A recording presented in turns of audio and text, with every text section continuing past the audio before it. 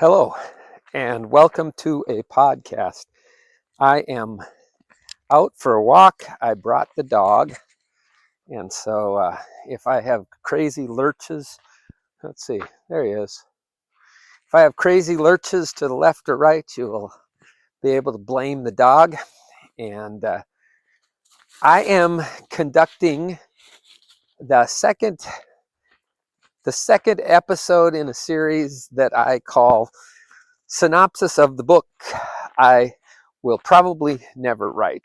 I have so many book ideas um, in my head, and I don't really know what to do with them. I could put them away and imagine that someday I will be able to write this book, but by then I'll have a half dozen more books. So instead of doing that, I am putting these books ideas, plot lines out there, and just trying to figure out whether people find them entertaining, compelling, or not. So if you like it, please let me know. UI, Unemployed Idealist, UI podcast at proton.me. No, Proton Mail. Oh, man. Well, listen at the end. That is the correct address. And I will love to hear your comments and love to hear your opinion of the plot line. And maybe someday there'll be one of you who says, hey, could I turn that into a book? And I will say, yeah, that'd be great.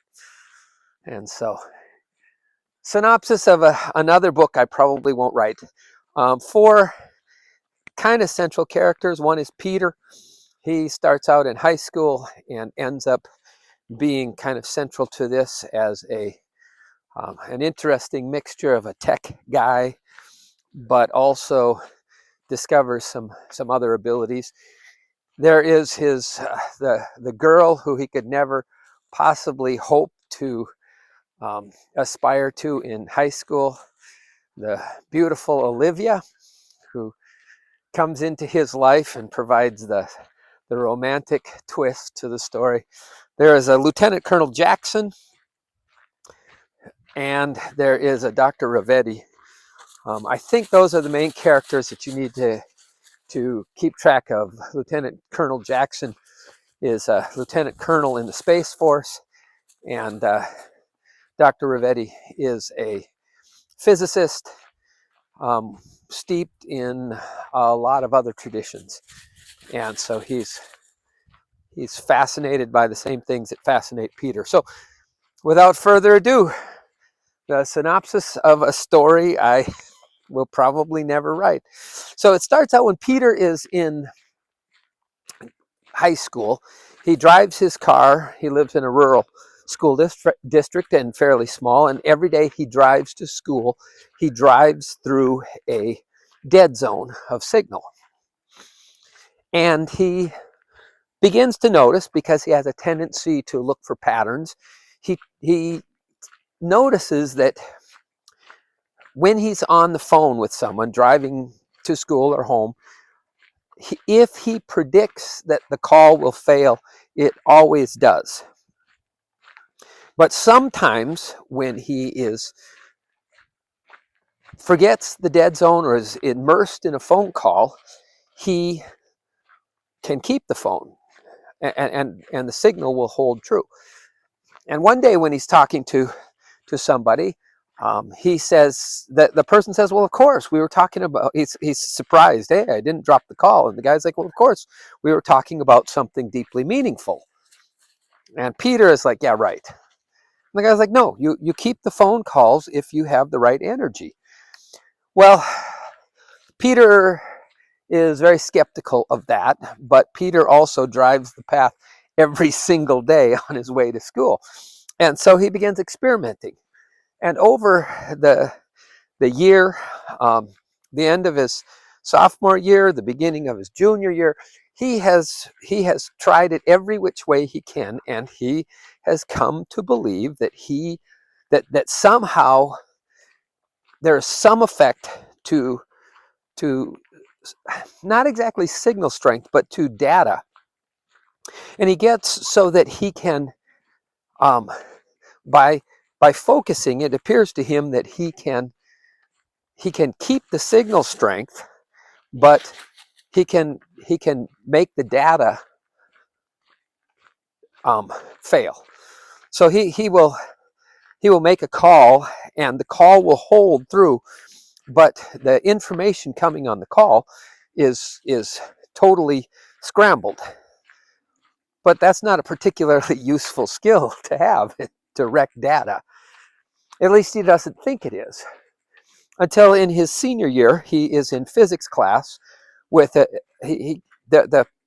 one of the teachers at the school sets aside, actually has to give up his prep period to mentor a class in AP physics. And there are only a few students who take the class, but Peter takes the class with Olivia. And he has never, I mean, he's a bit of a nerd, and he's never even thought that Olivia would even, I mean, there was just no chance. She's super pretty. She's an athlete, and she is, it turns out, very smart. And she is the only one in the class with whom Peter can have a sort of a deep conversation. Even the physics teacher quickly leaves them to discuss things, and he will admit, I can't, I can barely follow the questions that you're asking. And so Peter is enough of a young man to think it would be so cool if Olivia liked him, but he's enough of a nerd that it doesn't matter whether she likes him. She will talk with him, and she understands what he's saying. But life for Olivia isn't that fun. The assumption is she has everything. She has brain, she has beauty, she has athleticism, and she has a whole lot of girls in the school who are jealous. And so one week, she oh, dumb dog, wrap the leash around me. Okay, so one week, or one day, when he's talking with her at the end of the class, one of the other students in the class, someone who is taking the AP more out of a desire to have a good-looking college resume than for any interest in physics, comes up and in a classic passive-aggressive tone wishes Olivia good luck at her volleyball game. And Olivia, Peter, who, even though noticing what girls are thinking and feeling is not his strong suit, realizes that for some reason that was the wrong thing to say to Olivia. And so he asks her, and she explains the situation. She is in a competition for the conference high score in volleyball. And the girl who wishes her good luck is one of the volleyball players who is also trying to reach that. They set the new school record for points and whatnot, and she really doesn't want Olivia to have good luck. But the thing that makes her so smug is that the last game of the season, Olivia had to make a choice between going and receiving a scholarship from that she has applied for. She's planning to go to college, and she's planning to go on a ROTC scholarship, but the award means a lot to her. She is getting to it's an award specifically in the field of science, and she competed for it. But the award banquet is on the same night as the last volleyball game of the season, which means that her absence on the team is probably going to give this other girl the chance to steal the school scoring record and set the set the set the record for the season. Well, Peter's intrigued and a little bit awed by Olivia that she would share with him, and definitely very willing. I mean, he'd love it if Olivia liked him. So he decides to go to the volleyball game, and he has no idea. But he's going to the volleyball game that evening. It's not the one that she's going to miss. Well, he goes to the game, and he realizes that all of the records for volleyball are kept on electronic devices. So it used to be that, the team manager from one team would have a pencil and a clipboard. Team manager from the other team would have pencil and a clipboard, and the officials would have a pencil and a clipboard. And if there was ever a problem, you could always kind of say, hey, we missed that. How can we fix that? But he realizes that all of the records for volleyball are kept on this something electronic. And he decides he's going to do something.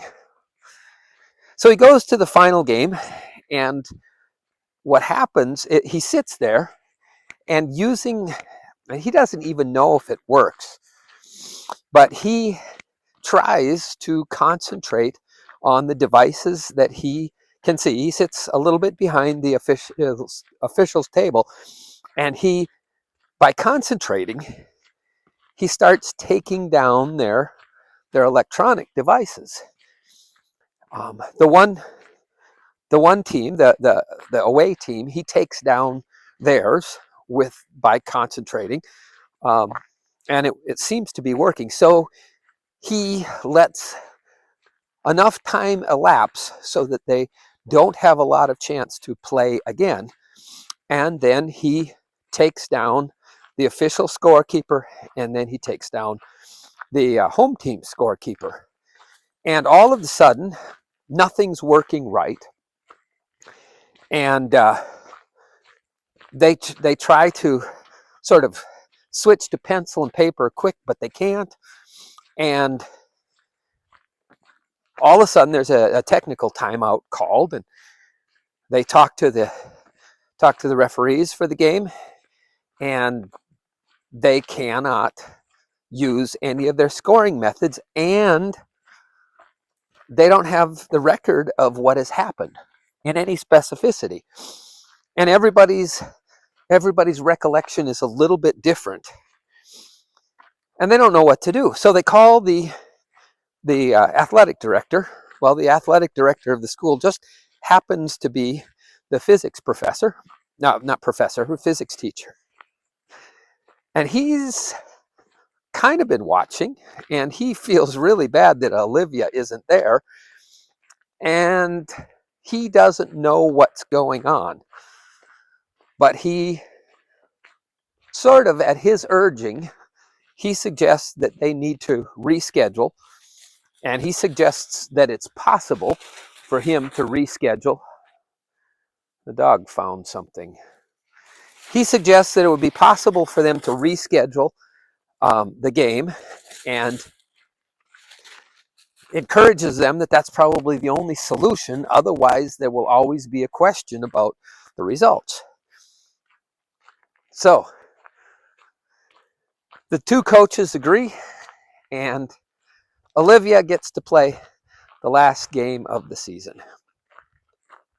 The physics teacher goes over to Peter after the game, and he's like, "What did you do?" And Peter says, "I didn't do anything." He's like, "Okay, I don't see anything. You don't have any devices. There aren't any wires that I can see, but I'm convinced you did something. What did you do?" And Peter says, "I really don't know what I did." And he said, "Okay, that's evasion if I've ever heard it. What do you think you did?" And he said, "I don't know. All I did is I wanted Olivia to get to play her last game. And the physics teacher is intrigued, but Peter doesn't follow up. At least he doesn't follow up, and he doesn't even suggest to Olivia that he did anything about it. And well, time jumps ahead in the novel, and Peter now is out in the world, and he has created a business. And he has created a consulting business. And in that consulting business, the first time he tried it himself, he went and did all of the paperwork to get a loan at the bank. And so he got a loan. It wasn't a very big loan. 2 days later, with exactly the same people who he filled out the loan with, he went back in and he told them that he wanted to pay back the loan. And they agreed, and they started looking for his paperwork. And they could not find any digital record that he had borrowed the money. Well, it was a small town bank, and so they remembered the amount, and Peter was there with the amount that he claimed he owed them, and so they just took his money and they ignored the fact that the digital record disappeared. But Peter realized that he could do this. So over the next years, he formed a team of people. He found other people who, in very different ways, but he found a team of people who all believed that by concentration, they could affect data. And having assembled that team, he would go to a lot of banks, but in various other places.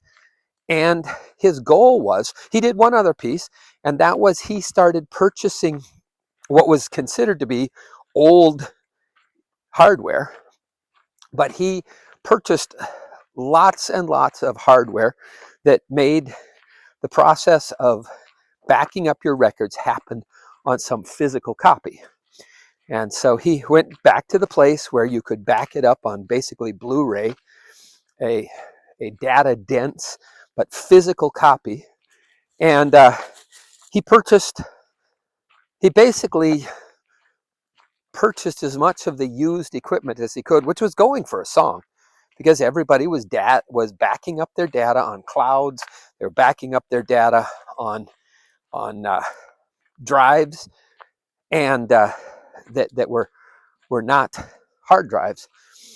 And so Peter has this company, and he would go in and he would do the same thing that he had done. Is he would have some record, and he would come back a couple days later, and there would be no data connected to that.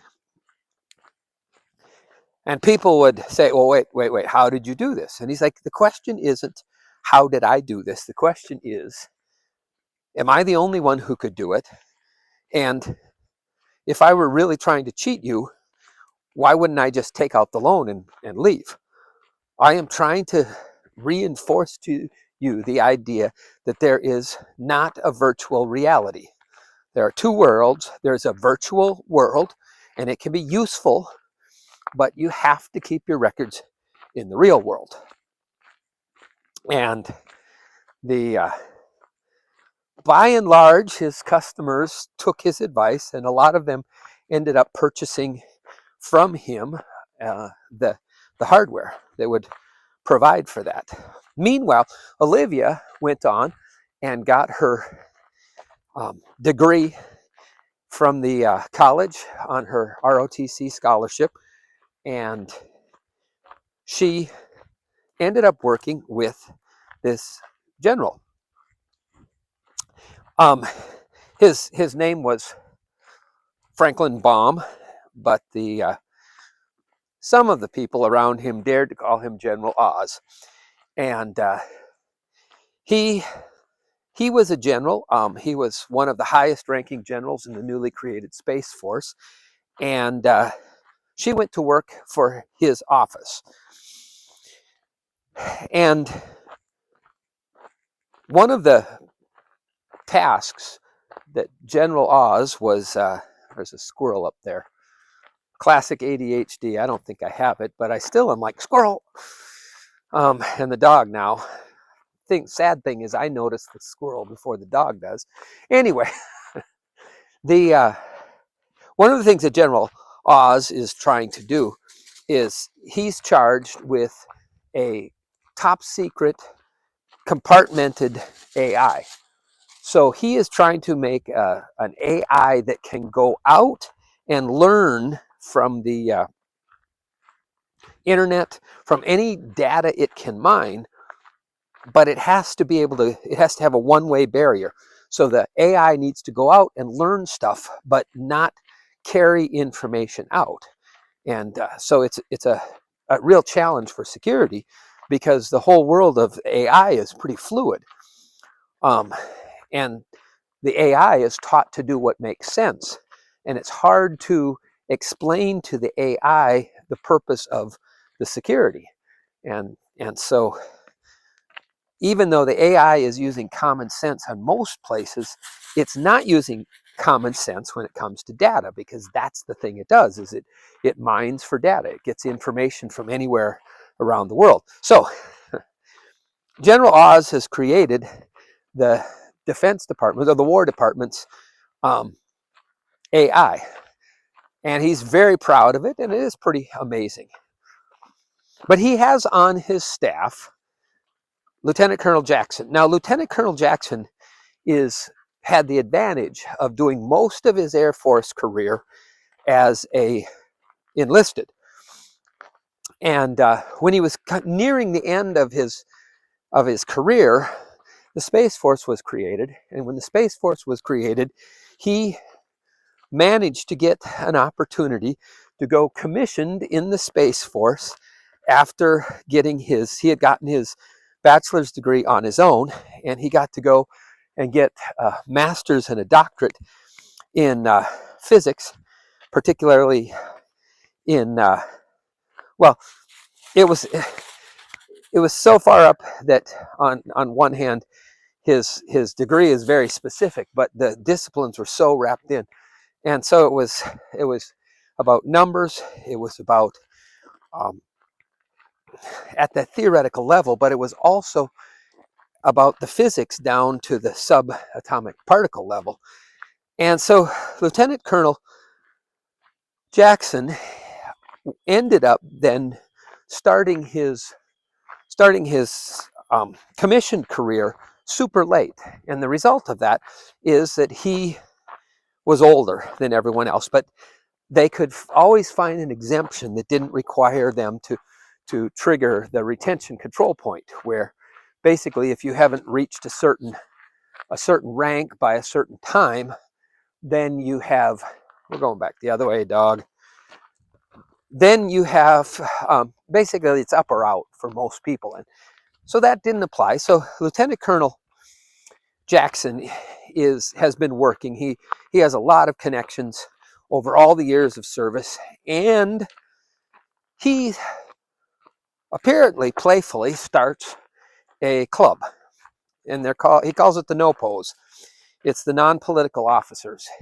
It's guys like him who, for some reason, either for their maverick spirit or for their timing, something that went on, they're not going to advance. The world of the higher echelons of the Air Force is not open to them, but they're so valuable that they basically write their own ticket. The services that they're in, and they're all across all of the services that they're in are so need them that it's basically like, all right, you get to stay on. You're not really anything. You're not, but we need you here. And so he makes it into a secret organization, although it's clearly not secret. It's kind of a parody of a secret organization. They have a secret handshake, but everyone knows it. And they have secret meetings, but they're not secret. So there's the NOPO club, the non-politicals he has rather a large network that everyone ignores because they assume it's nothing more than kind of a lark. But Lieutenant Colonel Jackson is actually very astute. And one of the things that he discovers while he is working on this challenge of keeping the War Department's AI secure so that it can go out and get information, but it doesn't take anything with it. And he starts to realize something. He realizes that there is no way to shut the AI off. It's impossible. Now, the AI isn't doing anything that makes him think it needs to be shut off, but he realizes that all of the protocols that were part of creating this, that said, what do we do if something goes bad, that the AI has found its own workaround. So the AI they've been creating redundancy in power, they've been creating redundancy in connections, they've been trying to make this as robust as it can, and the AI learned from them and began to create pathways that they know nothing about. And so Lieutenant Colonel Jackson is concerned. He's like, we need to do something now because it doesn't look like we could shut this AI down without like taking out massive, I mean, there's just not enough that you could shut down. So apart from some catastrophic collapse of the whole data infrastructure of the nation, we can't shut this off. And he sees that as a problem. He writes a brief, and the brief goes up to General Oz, and it gets nicknamed the Scotch-Brite brief. Scotch-Brite used to be on the market. It was an incredibly effective protectant. You could spray it on your clothes and they wouldn't fade, and they'd be impervious to water. But they started to find that this molecule was so good that it never broke down. And so you could find traces of Scotch-Brite in places that never should have been. And so Scotch-Brite was suddenly off the market. Well, that's the illustration that Lieutenant Colonel Jackson used to explain the phenomena that he was discovering of having the AI in all sorts of places where it didn't belong, and finding traces that it had been to places they didn't think it could go, adding redundancy, making itself stronger. Well, he sends this brief to General Oz, and General Oz is really torn. He's not a bad guy, he's not a villain, but he's also a man who has a reputation, and his reputation is built on the transfer into the Space Force, and an awful lot is built into this incredible AI that is so useful to the War Department. So the last thing General Oz wants to do is to say, uh-oh, we've gone too far. So he constantly dismisses his concerns.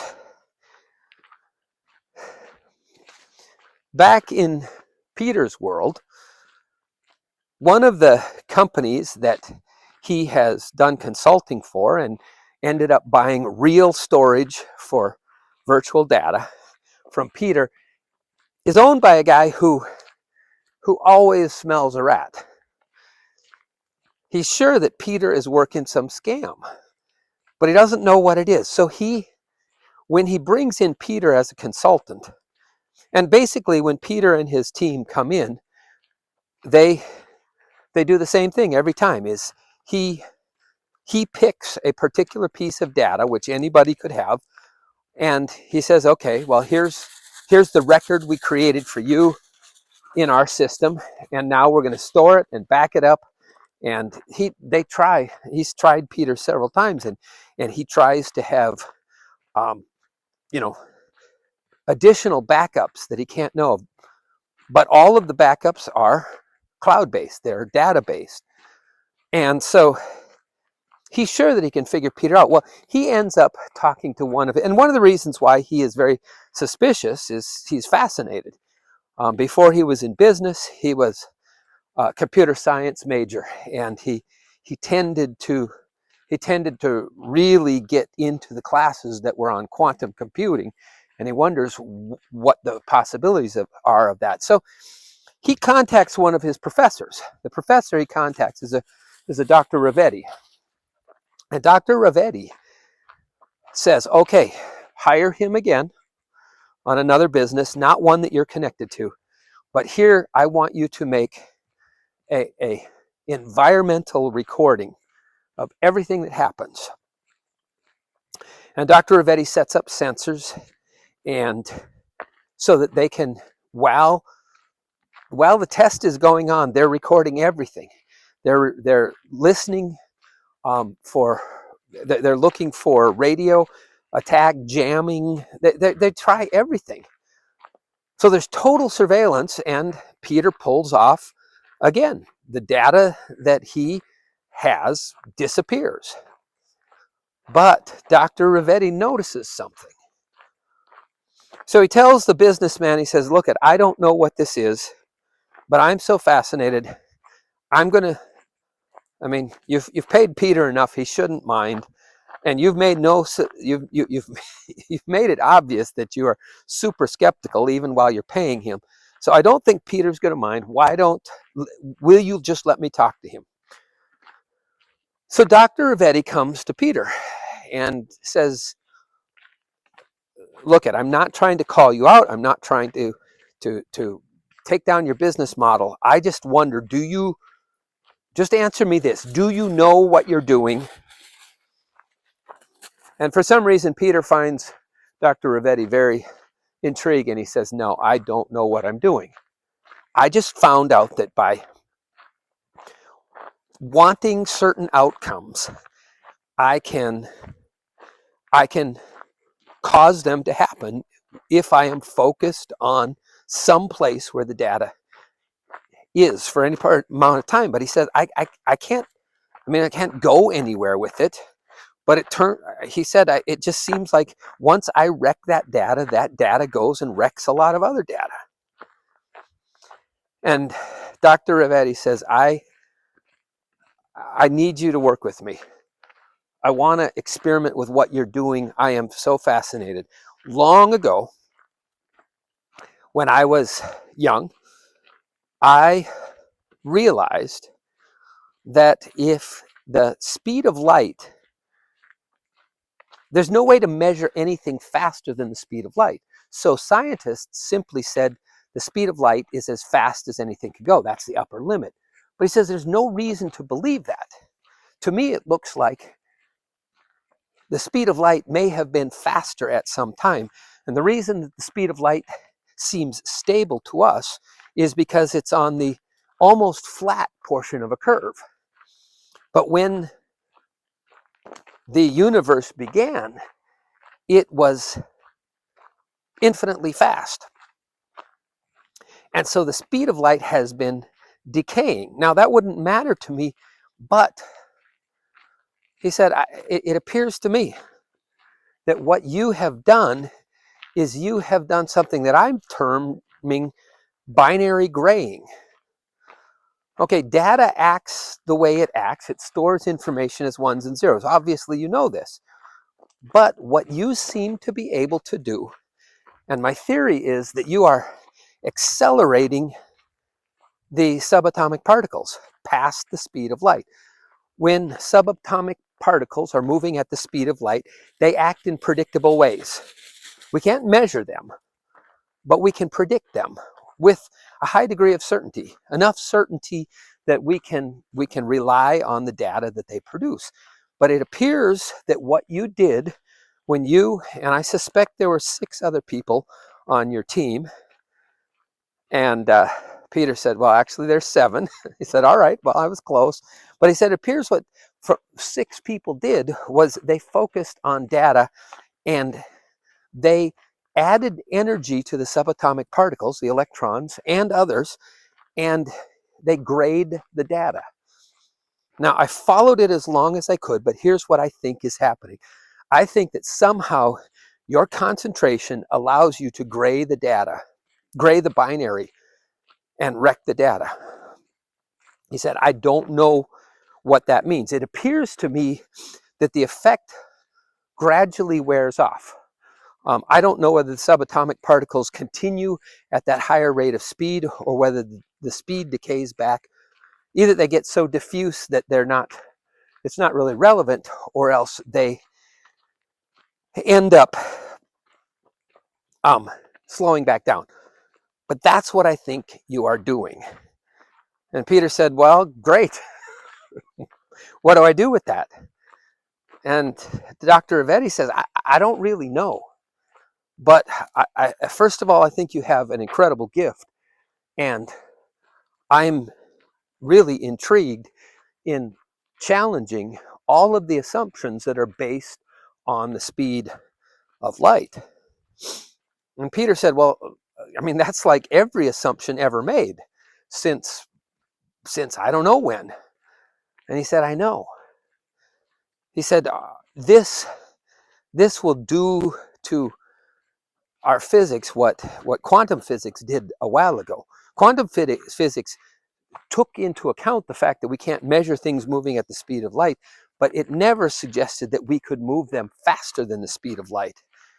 And this appears to be the nexus of something that most people would call spiritual. Peter said, well, I don't know. What do we do about it?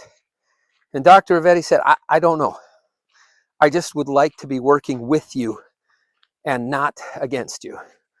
And Peter says, well, I'm fascinated, but I'm going to continue because my goal is to illustrate to people that there is not a virtual reality. There is a virtual world that can be used as a tool, a very effective tool. Ever since the first calculator that I remember in elementary school, it's pretty handy. But it's a tool, and it cannot be a reality in and of itself. And Dr. Ravetti said, that's the sense I've always had. So you continue your work teaching people that they cannot store things as data. They have to be stored as some reality. And if I ever need you, I want to know that I can call on you. Well, Dr. Ravetti, shortly after that, gets a call from his friend who he went to he got his doctorate with, Lieutenant Colonel Jackson. And Lieutenant Colonel Jackson says, look, I need you to be discreet. I don't know how much I can tell you about this. And if I could tell anyone about this, so far they want me not to mention it. And then to tell it to someone who grew up in Iran, I would not be allowed to talk to you.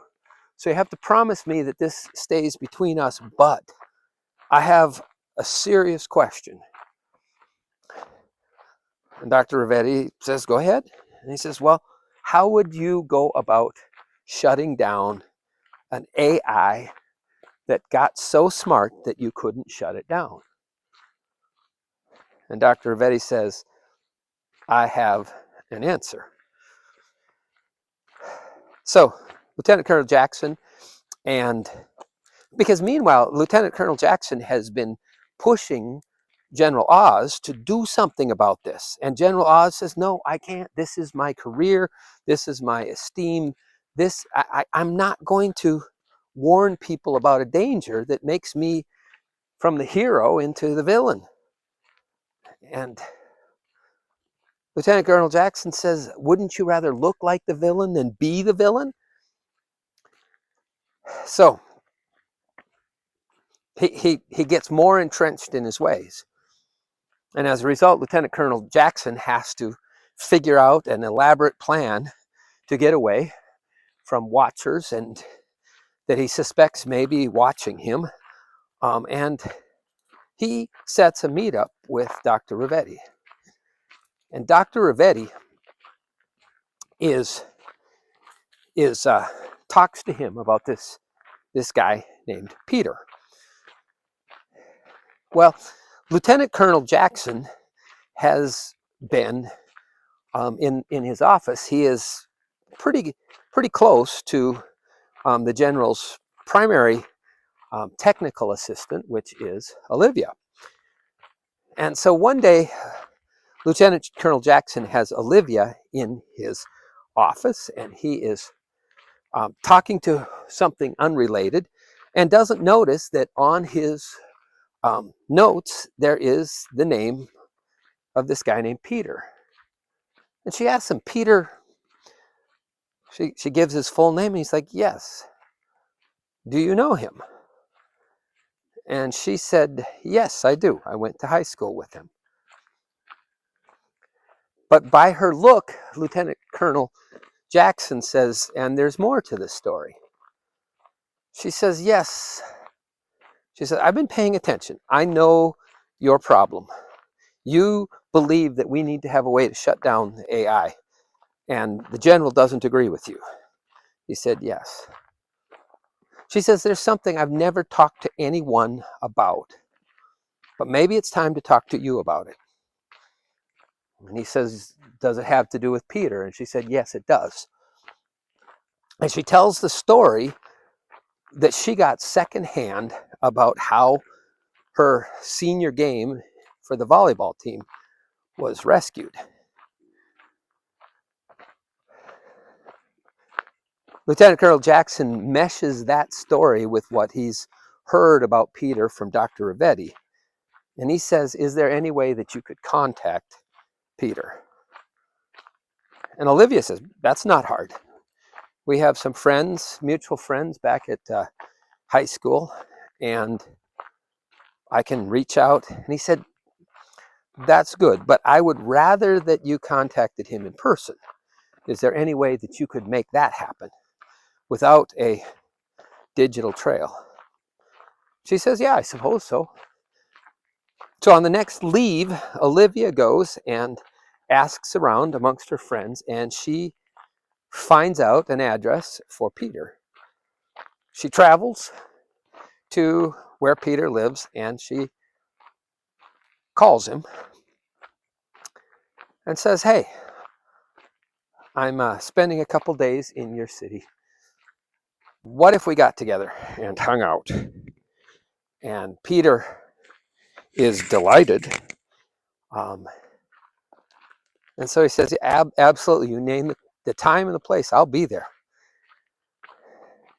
So he and Olivia go out to eat, and they catch up.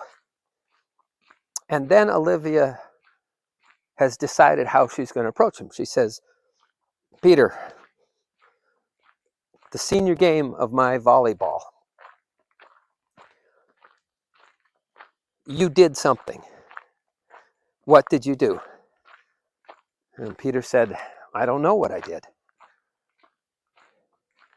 She said, but you did do something. He said, I don't know if you could call it doing something. He said, I just wanted the electronic systems to fail. And she said, and they did. He said, yes, they did. She asked him, she said, have you ever made anything else fail? And Peter chuckled and said, oh, yes. She said, but why did you do it that night? And he said, because it meant so much to you to play your volleyball and to go to your banquet. And I wanted to make sure that happened.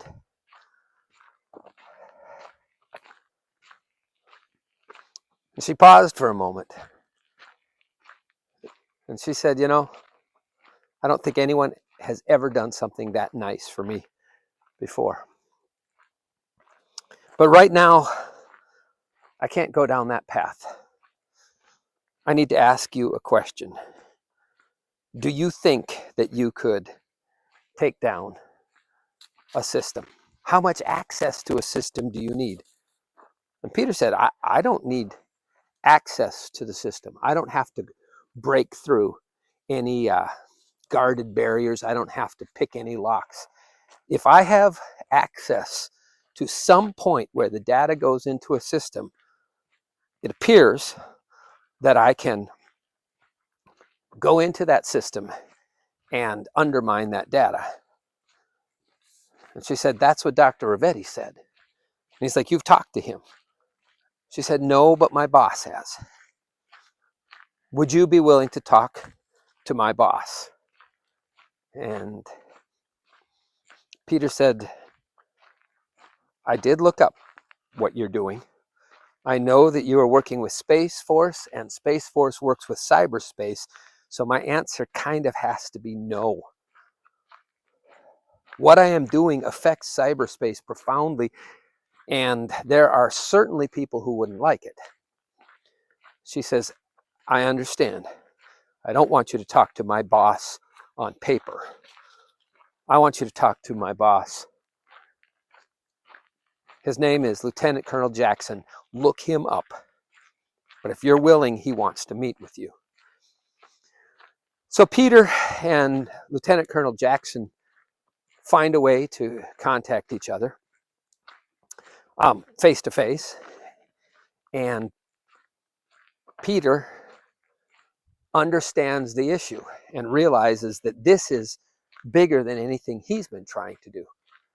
So he agrees to work with Lieutenant Colonel Jackson. Lieutenant Colonel Jackson is trying to come up with a plan. So they eventually come up with a way that Peter's team could have access to some point in the data chain that leads to the AI. So what they do is, through a connection that actually Peter has, he had worked with someone who'd gone on to join the US Senate. He goes to that person and he reveals only that he wants to set a lesson for the whole US government about the need to have a real world data storage, not a virtual data. And the senator, who has known Peter for a long time, agrees. And they determine that the best way is for this senator to sponsor a grand exposition of the Defense Department's AI, and as part of a retirement celebration for General Oz. It's the perfect mix of massaging General Oz's ego, which when he made the choice to pick the good of his career over the good of the country, has seemed to just explode. But it's the perfect mix of wowing everybody with the technology and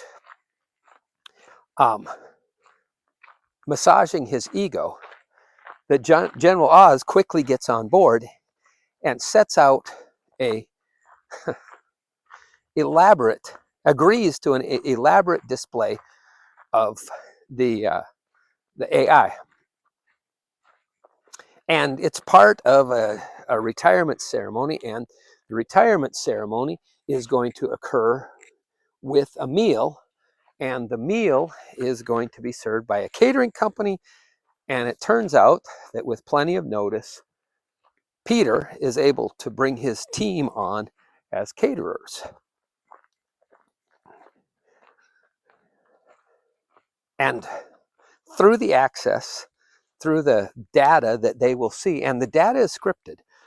So even though they're going to try to look at like they're chatting with this computer, the general doesn't leave that to chance. He's already written the script for the chat, and they have that. So they have a data to use, and they know that data is going to go directly to the AI. And the team is assembled for the meal, and they are working the catering, the event, and everything's in place. Meanwhile, Lieutenant Colonel Jackson has contacted all of his contacts in the NOPOs. And even though for years this organization, this secret club that's not so secret that everyone kind of laughs at, has had an underlying purpose, which meant to him that for 1 or 2 times he could get a message to these people before it would raise suspicion. Because there was always chatter going back and forth about the NOPO meetings, and the NOPO, they have a grand ball every year, and there's just chatter going back and forth. So buried in the chatter, he sends out a message to a rather large group of people that he has built. And he instructs them to make a real copy of backup for every system that they work on. None of this is illegal. He's well within his rights. It's just odd. And it wouldn't have happened. Probably nobody else in the War Department could do that, but Lieutenant Colonel Jackson is perfectly situated to get backups made of the entire War Department. Not the entire, but probably about 75% of this without questions being raised. So,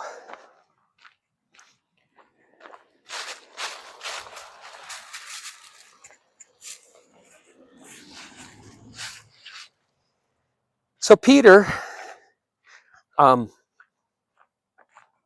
Lieutenant Colonel Jackson is ready, Peter's ready, the night goes down, and nobody really knows whether it did anything. Peter's a little disappointed, and he's afraid that this was all for nothing. And the only piece that Lieutenant Colonel Jackson will tell him is that he said, I think it worked. He doesn't tell him he can't. There's certain things he can't tell without breaking security. But he tells Peter, he said, all I want to tell you is that the last 3/4 of the chat were a video. It looked like the AI was still working, but it stopped. And at some point, the general had planned that this was his baby. It was never going to not go. And so instead of it being a real chat, from that point on, it was a scripted video. So Peter takes some solace in knowing that his team probably worked, but Lieutenant Colonel Jackson knows the problems that happened. Within hours, systems are going down all around the world. The first systems to go down are the War Department's systems. They are crashing right and left, and there's no backup. The data has been grayed. And so Lieutenant Colonel Jackson is watching all of this, and he's also amazed at how many, and Peter starts to realize, whoa, wait a minute, we are shutting down all kinds of companies. And he realizes that the fear that this War Department AI is reaching too far into our civilian life is well grounded. And so he realizes that he has set off something enormous. Lieutenant Colonel Jackson has every clearance, and because he has every clearance, he has an ability to get a message to the president. Because within 24 hours, the president is assembled. This is an emergency, and even though they're treating it as if it's something that only affected the internet, and the eyes of the world are on, they're on the internet stuff. They don't care, which gives the president a chance to address this, because what he doesn't want anyone to know is that our military, anything in our military that relied on computers, which is just about everything, is suddenly crashed, and none of the backups are working. So the Lieutenant Colonel Jackson goes to the president, and it's not an easy task, but he's able to get a message to someone close enough to get a message to the president. And he insists that he has information for the president only. Well, they do an immediate back check on him to try to figure it out, and they find this guy who's been serving for years, nothing but good marks. And so they're forced with either he is a mole, really, really, really deep, or he is a patriot who has some information that he doesn't trust with anyone else. And right now, trust is in short supply. So the president says, I will talk with him. And Lieutenant Colonel Jackson travels not to the White House, not to the Situation Room, but they make a place for him to meet outside of that because they don't know whether to trust him. And Lieutenant Colonel Jackson meets with the president at Camp David, just out, not even in nowhere. They don't trust Lieutenant Colonel Jackson around any data. And the president talks with him. And Lieutenant Colonel Jackson says, all right, here, you're sort of faced with two choices.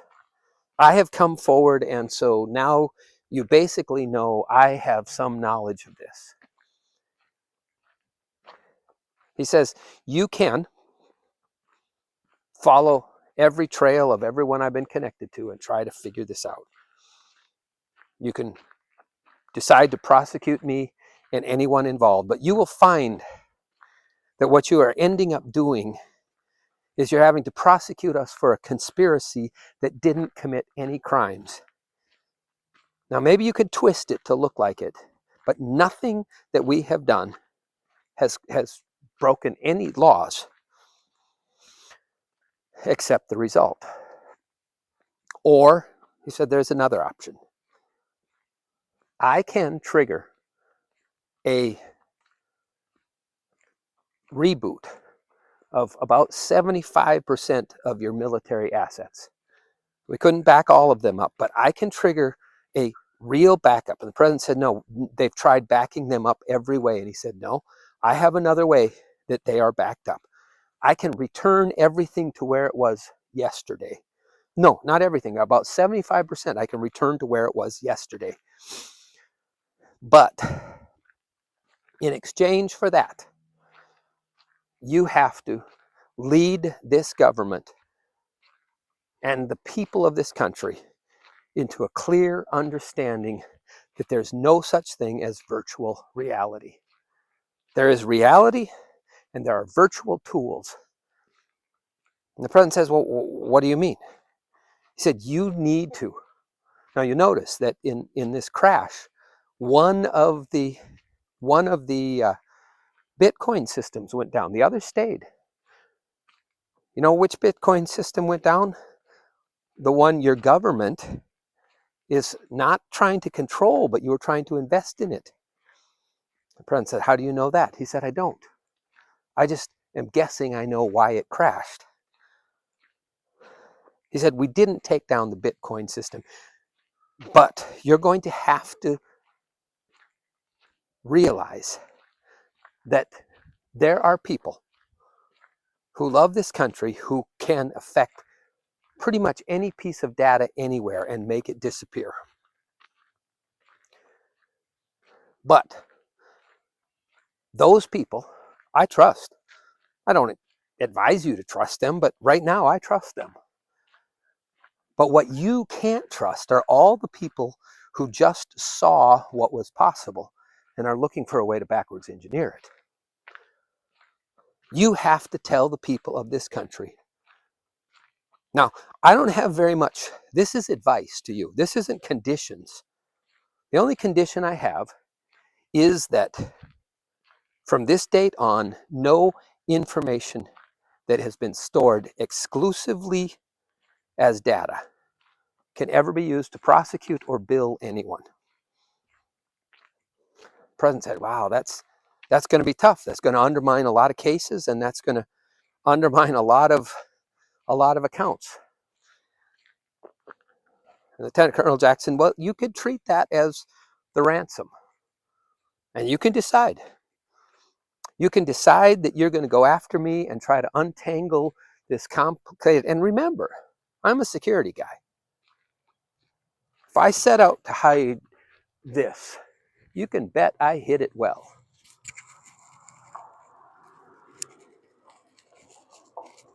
You got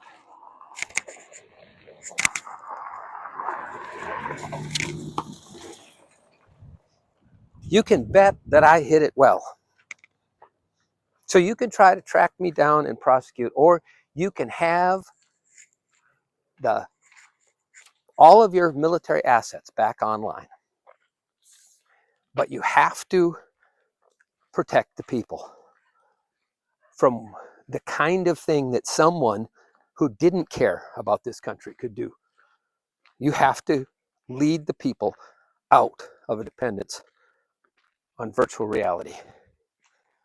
And you have to declare that anything prior to this date that was stored as data is no longer valid, because it may even be missing.